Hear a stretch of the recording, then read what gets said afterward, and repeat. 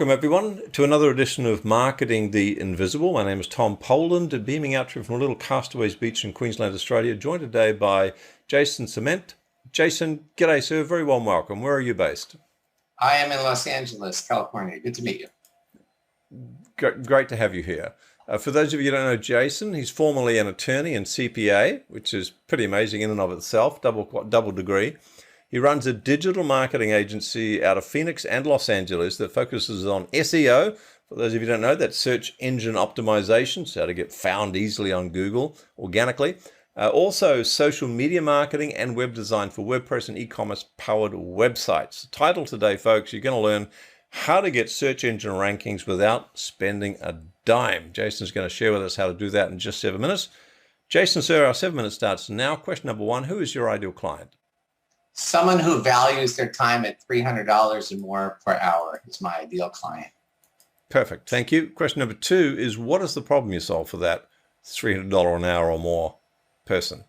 So it's to help them understand that no matter how much they try, they're not going to be as good as our team at getting them ranked on Google or Bing. So the first step in our traffic solution is to get them rankings on the search engines. Perfect. Thank you. So they can get found, get visible, and get traffic and get conversions. Exactly. Question number 3, we've got just under 6.5 minutes left. What are some of the typical symptoms that people who need your services before they get the service are going to be experiencing? What's going on in their business? What are their frustrations? How do they know they need you? Well, first of all, if they go to Google and type in a search and they see their competition beating them, that's the first sign they got a problem. Yeah. Second thing may be that just from a reputational standpoint, not necessarily just the lead, if they want to own certain phrases and they're walking in and they're trying to compete in a conversation, having a top ranking helps build their credibility as a leader in the industry. Perfect. Thank you, sir. So question number 4, what are some of the common mistakes that people make in trying to get found on the internet before they find your solution? 5.5 minutes left. Right. So first thing is they try to do it themselves, which remember, if my ideal client is a $300 or more per hour earner, they shouldn't be spending time doing SEO. The arbitrage is just too amazing for them. But the most common mistakes are thinking that they understand SEO because they're using tactics that they read about years ago, and they think, okay, I got to get keywords, I got to get some backlinks to my site.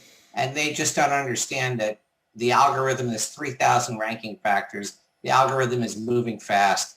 The whole idea of just having a staged set of deliverables to do SEO, that's very, as that song goes, 2008. Doesn't work. Amen to that. I've learned that from experience. You've got to have an expert looking at this stuff, folks. You can't expect to do SEO yourself. So let's talk about, let's flip on to question number 4 with 4.5 minutes left. Plenty of time. One valuable free action. What's like a top tip? They're going to need you to solve this problem, but what might be a step that'll take them in the right direction? So there's one idea. It's called an expert roll-up, or a leaderboard is another way of understanding it, which gives you the power of 2 for one action. So if, let's say, you find 10 people in your Rolodex that are good referral sources, or they add to the credibility because you are part of the conversation that they're having online. If you approach the 10 of them with a question, ask them to give you an answer, you can create an article. You can create, if they give you video answer, you can create a video out of that. And you can put together an article that you're posting it on your website, but you're distributing it to those 10 people who will redistribute it to their own audiences and their own social channels. Oh. So you're getting potentially a backlink, credibility, and exposure, all from what takes maybe 2 hours. That very, very clever, scalable solution. So question number 5, thank you for that, sir. Question number 6, I should say, where can people go to find out more about how to do all this and how to reach out to you as well? A valuable free resource, 3.5 minutes left. So I wrote this book, I Need More Clients, a couple of years back. So if they go to the website for our company called Get Visible, if they go to getvisible.com, buy